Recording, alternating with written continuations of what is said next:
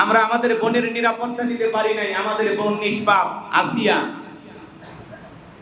দীর্ঘদিন হাসপাতালে চিকিৎসাধীন থাকা অবস্থায় আমার এই বোন 8 বছরের শিশু, মাগুরার সেই শিশু কন্যা, কিছু সময় পূর্বে তিনি ইন্তিকাল করেছেন। ইন্না লিল্লাহি ওয়া ইন্না ইলাইহি রাজিউন। যেই বোনটিকে ধর্ষণ করা হয়েছিল, এই আসিয়া নিষ্পাপ ছিল। একটা শিশু কন্যার উপরে যারা ধর্ষক হিসাবে ঝাঁপিয়ে পড়েছিল, এদের কোনো পরিচয় নাই। ধর্ষকেরা কখনো ভাই হতে পারে না, ধর্ষকেরা কখনো বাবা হতে পারে না, ধর্ষকেরা কখনো মানুষের পর্যায়ে পড়ে না। রাস্তার কুকুরও যেমন, এই ধর্ষকদের চরিত্র তেমন। কথা বলে ঠিক কিনা? আমার এই নিষ্পাপ বোন আসিয়া দাফন সম্পূর্ণ করার আগে যদি আমরা ধর্ষকদের বিচার করতে পারতাম, ওদের ফাঁসি নিশ্চিত করতে পারতাম, তাহলে কিছুটা তার আত্মা শান্তি পাইতো। কথা বলেন ঠিক কিনা? কিন্তু আমরা দুর্ভাগা, হতভাগা জাতি। আমাদেরকে এখনো 90 দিন অপেক্ষা করতে হবে, 180 দিন অপেক্ষা করতে হবে, 15 দিন লাগবে এই তদন্ত করতে ঘটনা কতটুকু সত্য।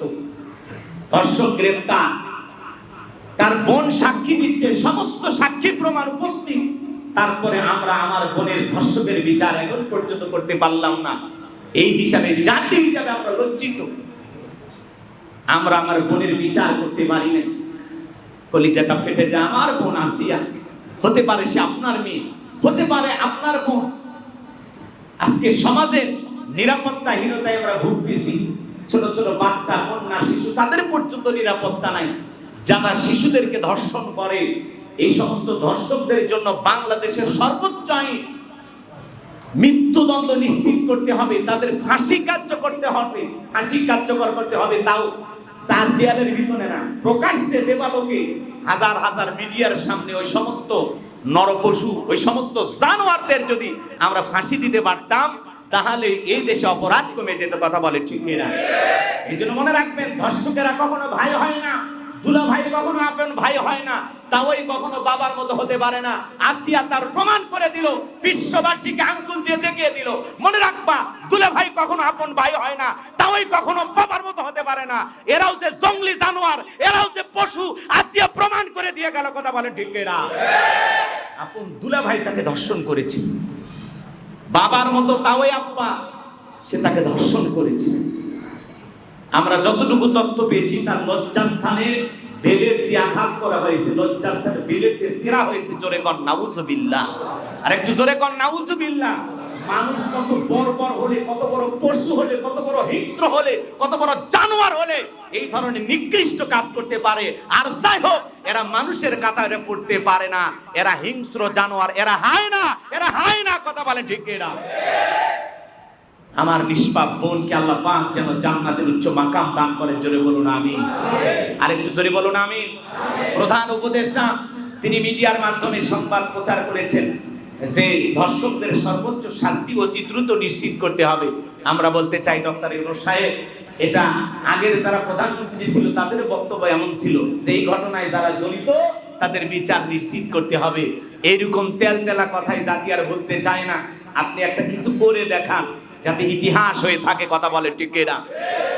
দায় সারা বক্তব্য দেবেন না, দায় সারা বক্তব্য দেবেন না। বক্তব্য দিলে বক্তব্য দেওয়ার মতো দেবেন, যাতে আপনাদের কথাই জাতি আশা ভরসা খুঁজে পায়। কথা বলে ঠিক কিনা? আমরা অতি দ্রুত এই সমস্ত ধর্ষকদের বিচার চাই। কারা কারা হাত তুলে দেখান? লিল্লাহে তাকবীর। তাহলে ধর্ষকেরা কখনো ভাই হতে পারে না, ধর্ষকেরা কখনো দুলা ভাই হতে পারে না, ধর্ষকেরা কখনো মানুষের কাতারে পড়তে পারে না। ওদের পরিচয় একটাই, ওরা ধর্ষক। আর ওদের বাংলাদেশের সর্বোচ্চ আইনে ফাঁসি কার্যকর করতে হবে। ওদের কোনো ছাড় নাই, ওদের কোনো ক্ষমা নাই। কথা বলে ঠিক কিনা? সম্মানিত ভাইয়েরা আমার, এই সিয়াম সাধনার মাসে আমরা দুঃখিত হৃদয় নিয়ে, ভরাক্রান্ত হৃদয় নিয়ে, রক্তরীয় অন্তরের ভিতরে রক্ত খনন হইতেছে, মনটা ভিতরে অনেক কষ্ট পাইতেছি। এই কষ্টর থেকে এই কথাগুলো বলতেছি। আমার বোন আসিয়ার সাথে যারা এই ঘটনা ঘটিয়েছে, আমরা চাই বাংলাদেশের আইনে সর্বোচ্চ শাস্তি, ফাঁসি নিশ্চিত করতে হবে। কথা বলেন ঠিক কিনা? সম্মানিত ভাইয়েরা আমার, বিগত বছরগুলোতেও এই ধরনের শিশু হত্যাকাণ্ডের ঘটনা ঘটেছে, শিশু ধর্ষণের ঘটনা ঘটেছে। এত মিডিয়াতে প্রচার করা হয় নাই। এইবার মিডিয়াতে ফলাও করে প্রচার করা হয়েছে। কারণ আগে মিডিয়াকে টেলিফোন দেওয়ার লোক ছিল, এই ঘটনা ধামাচাপা দাও। কিন্তু এই দেশে নতুন করে যখন স্বাধীনতা আমরা পেয়েছি, কোনো ঘটনায় ধামাচাপা বইতেছে না, সব খবরে উঠে আসতেছে। এই জন্য সারা দেশের সমস্ত জায়গায় এই নিউজটা প্রচার হয়েছে। কিন্তু মনে রাখবেন, এই ঘটনাকে তালকে তিল বানিয়ে এক শ্রেণীর মানুষ আছে, ওরা বলতেছে আমরা আগেই ভালো ছিলাম। যখন ঘোষণা বলতেছে ভাই, আগে যখন এক শেখের বেটি ছিল, এই শেখের বেটির কারণে হাজারো শেখের বেটি নিরাপদে ছিল। মানে কি দলিল দেখছেন? বলতেছে ওই একজন নারীর কারণে হাজারো মা বোন নিরাপদে ছিল। আর এখন দেখো কি অবস্থা। কিন্তু মনে রাখবেন, আগেও এরকম ধর্ষণের ঘটনা ঘটেছিল, কিন্তু প্রচার হইতো কম। কথা কি বুঝলেন? এখন তো মিডিয়ার মুখ খুলে দেওয়া আছে, তারা যা ইচ্ছা তাই প্রচার করতেছে। কথা কি বোঝেন নাই? এই জন্য এই কথাগুলো কানে নেওয়া যাবে না। একটা অপরাধ করেছে, অপরাধীদেরকে গ্রেফতার করা হয়েছে, শাস্তিও হবে আমরা আশা করি ইনশাআল্লাহ। একজন অপরাধী ছাড় পাবে না। আমরা জীবিত থাকা অবস্থায় ছাড় পেতে দেব না। আমরা আছি তো ইনশাআল্লাহ। অপরাধীদের বিচার হবে। কিন্তু এটাকে দিলকে তাল বানিয়ে আন্দোলন করবে, শাহবাগে এসে লাফালাফি করবে, বিড়ি সিগারেট খায়া আন্দোলন করবে, ওই সমস্ত শাহবাগীদের কথায় আমাদের লাফালাফি করা যাবে না। এরাই তো সারায় যারা 2013 সালে এই শাহবাগে 2014 সালে একত্রিত হয়ে ওলামা ইকরামদের, এই দেশের শ্রেষ্ঠ সন্তানদের ফাঁসি চেয়েছিল। কথা বলে ঠিক কিনা? যে স্লোগান দিয়েছিল নাকি, তাকে 24 ঘন্টার মধ্যে গ্রেফতারের আলটিমেটাম দেওয়া হয়েছে। ইমরান এই সরকার, এদেরকে গ্রেফতারের জন্য আলটিমেটাম ঘোষণা করা হয়েছে। আমরা চাই যারা সেই সমস্ত এই দেশের ইসলামী আন্দোলনের কর্মীদের ফাঁসি চেয়েছিল, আল্লামা সাইদি হুজুরের ফাঁসি চেয়েছিল, ওই সমস্ত লাকি ইমরান এই সরকারদেরকে যেখানে যে গর্তে লুকিয়ে আছে খুঁজে খুঁজে বের করে এদেরও বিচার বাংলাদেশে করতে হবে। কথা বলে ঠিক কিনা? শাহবাগীদের দেখলেই বোঝা যায়, বিড়ি খায়, ঠোঁট কালো, কথা কয় না কেন? শরীরে ধাস দিয়ে গেলে শরীরের গন্ধ বের হয়। এখন শাহবাগীরা বলতেছে আমাদেরকে ট্যাগ দিবেন না। বিগত সরকারের ট্যাগ দিছিল, আপনারাও ট্যাগ দেবেন না। তোমরা যে এত সাধু আমরা তো বুঝি ভালো করে। কথা বলে ঠিক কিনা?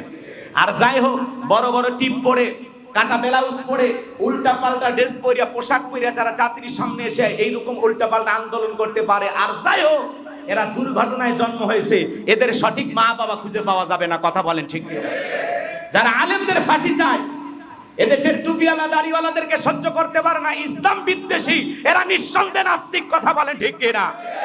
সম্মানিত হাজিরিন, আমি যে কথা বলতে চাচ্ছিলাম, দেশের বর্তমান চলমান অবস্থা দেখে আমরা আলহামদুলিল্লাহ কিছুটা খারাপ লাগলেও অনেক দিক দিয়ে কিন্তু আমরা শান্তি আছি। সেই ওয়াজগুলো কিন্তু মাওলানা রুহুল আমিন যুক্তিবাদী হুজুর করেছেন, আমি ওগুলো নিয়ে বলতে চাই না। কথাকে বোঝেন নাই? এমন একটা রমজান বেশ কয়েক বছর পরে আমরা পেয়েছি, তারাবিতেও কারেন্ট যায় না, ইফতারিতেও কারেন্ট যায় না, সিহারি খাইতেও কারেন্ট যায় না। আলহামদুলিল্লাহ। কথা বললেন না কেন? এজন্য খুশি না?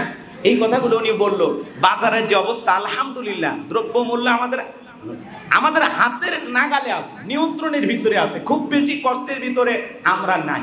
কিছুটা অশান্তি, চুরি, ডাকাতি, খুন, ধর্ষণ হইতেছে, কিছু তো আছেই, বোঝেন নাই? সব কি ভেঙে গেছে? এই অপরাধ করে এই দেশে অশান্তি সৃষ্টি করতে চায়, অরাজকতা সৃষ্টি করতে চায়, ওরা প্রমাণ করতে চায় আগেই ভালো ছিলাম।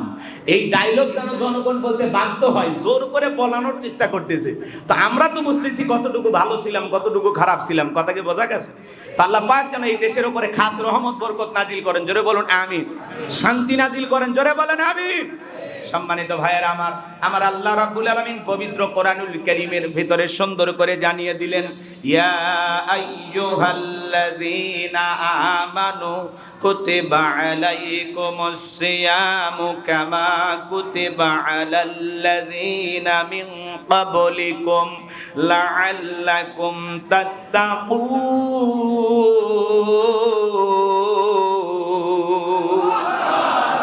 আমার আল্লাহ রাব্বুল আলামিন জানিয়ে দিলেন, সূরা বাকারার 183 নাম্বার আয়াত, আল্লাহ পাক জানিয়ে দিলেন, হে ঈমানদারগণ, হে বিশ্বাসীগণ, আমি আল্লাহ রাব্বুল আলামিন তোমাদের উপরে রোজাকে ফরজ করে দিয়েছি। তোমাদের পূর্ববর্তী যারা পৃথিবীর জমিনে আগমন করেছিল তাদের উপরে আমি আল্লাহ তাআলা সিয়ামকে ফরজ করে দিয়েছিলাম। আশা করা যায় এর মাধ্যমে তোমরা যেন তাকওয়ার গুণ, তাকওয়ার বৈশিষ্ট্য অর্জন করতে পারো। লাআল্লাকুম তাত্তাকুন, তোমরা যেন তাকওয়া অর্জন করতে পারো, খোদাভীতি অর্জন করতে পারো, পরহেজগারিতা অর্জন করতে পারো। তাকওয়া মানে আল্লাহর ভয়। জোরে বলেন কার ভয়? আল্লাহ রাব্বুল আলামিন বলেন, ইয়া আইয়ুহাল্লাযীনা আমানুত্তাকুল্লাহ, হে ঈমানদারগণ আমি আল্লাহকে ভয় করো, হাক্কা তুকাতিহি, ভয় করার মতো ভয় করো। আমরা কতটা আল্লাহকে ভয় করি? এই রমজান মাসে যারা সিয়াম পালন করে, রোজা এমন একটি ইবাদত, দান করা যায় লোক দেখানোর জন্য, নামাজ পড়া যায় লোক দেখানোর জন্য, যাকাত দেওয়া যায় লোক দেখানোর জন্য, কিন্তু রমজান মাসের এই সিয়াম, রমাদানের এই সিয়াম, সুবে সাদেক থেকে শুরু করে সূর্যাস্ত পর্যন্ত সারাটা দিন সমস্ত পানাহার থেকে, যৌন কামনা বাসনা থেকে আমরা যারা সিয়াম পালন করি, এই সিয়াম যারা পালন করে, মনে রাখবেন এটা লোক দেখানো ইবাদত নয়। রমজান মাসের রোজা হলো কেবলমাত্র আল্লাহকে রাজি খুশি করার জন্য তার ইমানদার বান্দারা রাখে। কথা বলুন ঠিক না? রোজা লোক দেখানো ইবাদত নয়, এটা হলো আল্লাহকে রাজি খুশি করার জন্য আমরা পালন করি। সারাটা দিন একটা মানুষ লোক দেখানোর জন্য না খায়া থাকবে, এমনটা পাগলও করবেন। কথা বলেন না কেন? আমাদের খাওয়ার সুযোগ আছে না? দুপুরবেলা যখন আমরা গোসলখানায় গোসল করতে যাই, যদি গোসলখানার ভিতরে এক গ্লাস পানি খাই, বউ কি টের পাবে? গ্রামবাসী টের পাবে। আমরা খাই না কার ভয়? পুরোটা দেহের ভিতরে পানি আমরা ঢালি, কিন্তু আমরা আল্লাহর ভয়ে খাই না। কথা বলেন ঠিক কিনা? কার ভয়ে খাই না? এর নাম হলো তাকওয়া, এর নামই হলো আল্লাহর ভয়। আর রমজান আমাদেরকে আল্লাহর ভয় শিখাইতে আসছে। কথা বলেন ঠিক কিনা? আমার ভাইয়েরা, এরপরে যখন আপনি ঘরের ভিতরে অনেক খাবার দাবার আছে, দরজা লাগায়া দেন, জানালা লাগায়া দেন, যদি কিছু খেয়ে ফেলে দেন, পৃথিবীর কেউ দেখবে না, আপনি খান না, এর নাম হলো তাকওয়া, এর নাম হলো আল্লাহর ভয়। আপনি আমি যখন ইফতারের পূর্বে মুহূর্তে ছোলা বুট মুড়ি খেজুর নিয়ে নাড়াচাড়া করি, স্ত্রী প্লেটে দেই, স্বামী হয়ে আপনি স্ত্রীর প্লেটে খাবার দিচ্ছেন, সন্তানদের প্লেটে খাবার দিচ্ছেন, বন্ধু বান্ধব সবাইকে খাওয়াইতেছেন, খাবার নাড়াচাড়া করতেছেন। ইফতারের 10 মিনিট আগে কোনো মানুষ যদি খেয়ে ফেলে দেয়, আল্লাহর কোনো ফেরেশতা সেকালে থাপ্পড় বসায় দেবে না, এই বেটা 10 মিনিট আগে কেন খাইলি, এখনো তো ইফতারের টাইম হয় নাই। কিন্তু কোনো মানুষ ইফতারের 10 মিনিট আগে কেন, 13 মিনিটে ইফতারে, কেউ 12 মিনিটেও খায় না। এর নাম হলো তাকওয়া, এর নাম হলো আল্লাহর ভয়। এই রমজান মাসে আপনি সিয়াম সাধনার মাসে তাকওয়া অর্জন করার ট্রেনিং দিতেছেন, আল্লাহর প্রিয় হওয়ার চেষ্টা করতেছেন, আল্লাহ ভীতি অর্জন করার জন্য চেষ্টা করতেছেন। মনে রাখবেন বাজান গো আমার, দিল দিয়ে কথাগুলো বোঝার চেষ্টা করবেন। হাদিস শরীফের ভিতরে আসছেন, হযরতে আবু হুরায়রা রাদিয়াল্লাহু তাআলা বর্ণিত, বিশ্বনবী মুহাম্মদ রাসূলুল্লাহ সাল্লাল্লাহু আলাইহি সাল্লাম বলেছেন, আল্লাহ রাসূল ঘোষণা করেছেন, যেই লোক রমজান মাসে রোজা রাখবে ঈমান এবং চেতনা সহকারে সওয়াবের আশায়, আল্লাহ তাআলা তার পূর্ববর্তী জীবনের সমস্ত গুনাহগুলো maaf করে দিবেন। বলুন সুবহানাল্লাহ। আবু সাঈদ খুদরি রাদিয়াল্লাহু তাআলা বর্ণিত, বিশ্বনবী মুহাম্মদ রাসূলুল্লাহ সাল্লাল্লাহু আলাইহি সাল্লামকে আমি বলতে শুনেছি, একদিন আল্লাহ রাসূল বললেন যে আল্লাহর পথে রোজা রাখবে, আল্লাহকে রাজি খুশি করার জন্য রোজা রাখবে, আল্লাহ তার মুখমণ্ডল জাহান্নাম হইতে 70 বছর দূরে সরিয়ে রাখবেন। বলুন সুবহানাল্লাহ। আমরা রমজান মাসে সিয়াম পালন করতেছি, কলিজার টুকরা ছেলে মেয়েগুলো ছোট ছোট, তারাও সিয়াম পালন করে। ঘুমানোর আগে বলে আব্বা আমারে সিহারিতে ডাক দেবেন, মাকে বলে মা আমাকে সিহারিতে ডাক দেবেন। আপনার আমার সন্তান সাহারি খাওয়ার জন্য ওঠে যখন, সন্তানগুলো কি সুন্দর আহারে তৃষ্ণার্ত হয়ে যায়। সারাটা দিন রোজা রাখার পূর্বে 2-1 ঘন্টা সময় যখন হাতে থাকে, বারবার এসে বলে আব্বু আর কয়েক ঘন্টা আছে। সন্তানটার ঠোঁটটা শুকিয়ে গেছে, চোখটা দেখে মলিন হয়ে গেছে। এরপরে আপনার এই সন্তান মুসলমান বাবার ঘরে জন্ম হওয়ার কারণে ছোট ছোট বাচ্চারা ইফতারের পূর্বে কিন্তু বলে বাবা আর কয় মিনিট অস্থির হয়ে যায়। এইভাবে যে সন্তানটা সিয়াম পালন করলো, আপনার এই সন্তান ছোটবেলায় সিয়াম পালন করার কারণে যতদিন পর্যন্ত বালেগ না হয়েছে, ততদিন পর্যন্ত আপনার আমল নামায় সেই সবগুলো আল্লাহ তাআলা লিখে দেবেন। বলুন সুবহানাল্লাহ। আমাদের ঘরগুলো এমন হওয়া লাগবে, দেখবেন মা নামাজ পড়ে, সাথে তার ছোট্ট ছেলে মেয়েটাও নামাজ পড়ে, আল্লাহকে সিজদা দেয়। এই জন্য শুধুমাত্র রমজান মাসে আপনি একাই সিয়াম পালন করবেন না, আপনার স্ত্রী, পরিবার, পরিজন, সন্তান যারা আসে সবাইকে সিয়াম পালন করার ব্যাপারে ওয়াজ করার দরকার আছে না নাই? তাগিদ দেওয়ার দরকার আছে না নাই? আপনার পরিবারের 6 জন সদস্য সবাই যদি সিয়াম পালন করে ভালো লাগে না খারাপ লাগে? কিন্তু দেখা যায় বউ রোজা রাখে, স্বামী রাখে না, আছে না নাই? আপনার মতো কত মানুষ রিকশা চালায়, ভ্যান চালায়, তৃষ্ণার্ত হয়ে যায়, তারপরে সিয়াম ভাঙে না, সিয়াম নষ্ট করে না। আর আপনি রমজান মাসে হোটেলে খাবার খাইতেছেন, আপনার কি একটু লজ্জা লাগে না? কাপড়ের কালো পর্দা দিয়ে হোটেলগুলোতে ঢেকে ঢেকে ভিতরে মেহমানদারি করতেছে। আপনি রমজান মাসে হিন্দুর দোকানে সাইনবোর্ড লাগানো আছে, রমজান মাসে মুসলিম ভাইদের হিন্দুর দোকানে আসা সম্পূর্ণ নিষেধ। আর আপনি মুসলমানের সন্তান হওয়ার পরেও দিনের বেলায় হোটেলে পর্দা টাঙায়া ভিতরে খাইতেছেন কুকুর বিলারের মতো। আপনার কি একটু লজ্জা শরম করে না? আপনার অন্তরে যদি আল্লাহর ভয় থাকতো, পর্দা হোটেলে টাঙায়া দিনের বেলায় চা পান বিড়ি সিগারেট খাইতে পারতেন না। লক্ষ্মীপুর এক জেলা, এই জেলায় এক নেতা কিছু লোক হোটেলে দিনের বেলা খাইতেছে, লাঠি নিয়ে গেছে। যা বলতে চাই, বেটা খাইলি কেন? কিছু মুরব্বী আর ওই হোটেলে যে কর্মচারী এরে ধইরা কান ধরে ওটা বসা করাইছে। এটা আবার অতিরঞ্জিত, খুব বেশি বাড়াবাড়ি। কথা বলেন না কেন? ইসলাম বাড়াবাড়ি করার ধর্ম না। ইন্নামা আনতা মুযাক্কির লাস্তা আলাইহিম বিমুসাইতির। নবী আপনার কাজ হলো মানুষকে উপদেশ দেয়া, কাউকে লাঠিচার্জ করে জোর করে দিনের পথে আনার কোনো দরকার নাই। হুমকি ধুমকি দিয়ে ইসলামের পথে আনা যাবে? স্বইচ্ছা ইসলাম ধর্ম গ্রহণ করবে। তাহলে আপনি কেন রোজা রাখলো না, তারে দিয়ে লাঠি দিয়ে ধমক দিতেছেন, কান ধরে ওঠা বসা করলেন? এটা কেন করলেন? এতে আপনি ইসলামকে ছোট করেছেন। কথা বলেন ঠিক কি না? এগুলো নেতাগিরি দেখানো যাবে না। পরিশেষে আবার দেখলাম যেই বেচারা, যেই নেতা প্রভাব দেখাইয়া কান ধরে ওঠা বসা পাইলো, কেন রোজা রাখলি না, কেন রোজা রাখলি না, দিনের বেলায় কেন বিড়ি খাইলি, দিনের বেলায় কেন খাবার খাইলি, কান ধর, ওঠ বস, ওঠ বস। আজকে আবার গতকালকে এটা যখন ভাইরাল হয়ে গেছে সোশ্যাল মিডিয়ায়, আজকে আবার দেখলাম ওই দুইজনকে বগলের কাছে নিয়ে দুই হাত ধরে বলতেছে, আমরাই ভাই ভাই, এটা আমার ভুল হয়ে গেছে, মেজাজ ঠিক ছিল না, আল্লাহ হচ্ছে মাফ করে দেন।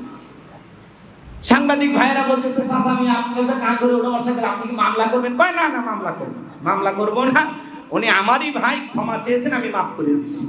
ক্ষমা হলো মহৎদের লক্ষণ। কিন্তু আমরা বলবো, এই যে অতিরঞ্জিত কোনো কিছু কইরা যে আপনারা যে ইসলামকে খাটো করতে চাচ্ছেন, এটা কি ভালো কাজ?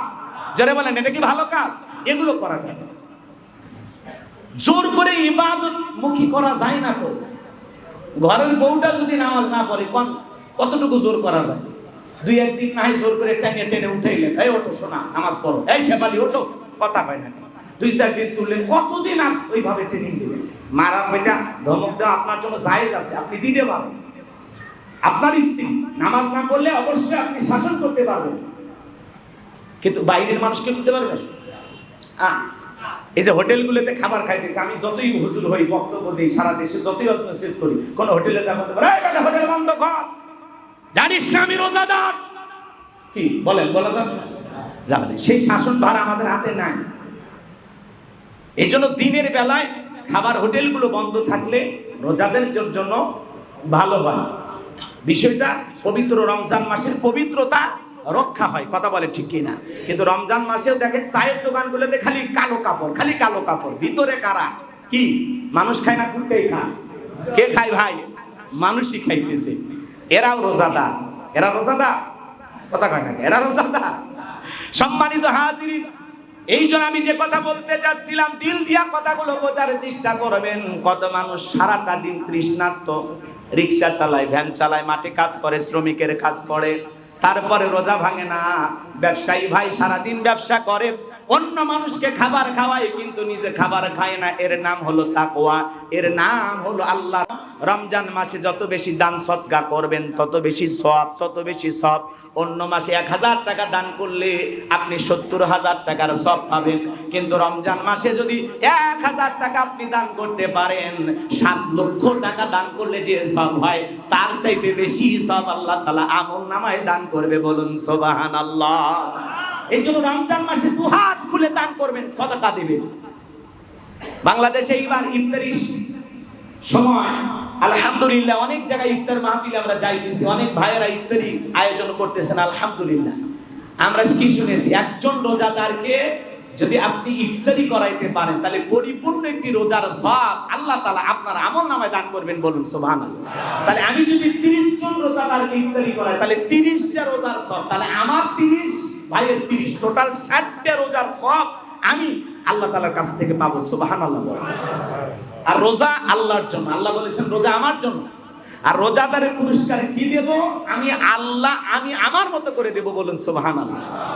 রোজাদারের পুরস্কার আল্লাহ তাআলা নিজেই দেবেন। এদিকে খেয়াল করেন, রোজাদারের দুইটা খুশি, একটা ইফতারের সময়। কোন সময় বলেন তো? সারাটা দিন রোজা থেকে যখন আপনি ইফতারি খাওয়ার জন্য একটু বসে থাকেন, বলেন তো কেমনটা লাগে? ভালো লাগে না? কিন্তু যে ব্যক্তি সারাদিন রোজা থাকেনি, 2-3 বেলা খাইছে, আবার দেখবেন সামাজিকতা রক্ষা করার জন্য দোকানদার কিছু ইফতারি নিয়ে বসে থাকে, বলেন ও তো সারাদিন রোজা ছিল না, কিন্তু ইফতারির সময় যখনই আজান হয়েছে খাওয়া শুরু করে দিয়েছে, কি বলেন? চোর ভাব নাই? এইরকম লোক আছে, একটা রোজাও রাখে না কিন্তু ইফতারি প্রত্যেক দিন খায়। আর ওদের জন্য ইফতারি 180 টাকা 200 টাকা কেজি হয়। ওরা যদি না খাইতো 100 টাকা কেজি হইতো। কথা কর না কেন? এই খায় এরা, বেরোজাদাররা খায়। তো সম্মানিত ভাইয়েরা আমার, এই জন্য আমি যে কথা বলতে চাচ্ছিলাম, রোজাদারের দুইটা খুশি। লিসসাইমি ফারহাতুন ইনদা ফিতরি ওয়া ফারহাতুন ইনদা লিকা রাব্বি। রোজাদারের দুইটা খুশি, একটা ইফতারের সময় আর একটা হলো আল্লাহ পাকের দিদারের সময়, সুবহানাল্লাহ বলেন। রোজাদারদের সাথে আল্লাহ তাআলা সাক্ষাৎ করবেন, সুবহানাল্লাহ বলেন। রোজাদারদের জন্য স্পেশাল একটা জান্নাতের দরজা আছে, নাম কি? রাইয়ান। এই রাইয়ান নামক দরজা দিয়া শুধুমাত্র রোজাদাররাই জান্নাতে প্রবেশ করবেন। রোজাদাররা যখন জান্নাতে প্রবেশ করা শেষ হয়ে যাবে, চিরতরে জান্নাতের এই গেটটা লাগিয়ে দেওয়া হবে। এই গেট দিয়া আর কোনো মানুষ জান্নাতে প্রবেশ করবে না। চিৎকার মেরে বলুন সুবহানাল্লাহ।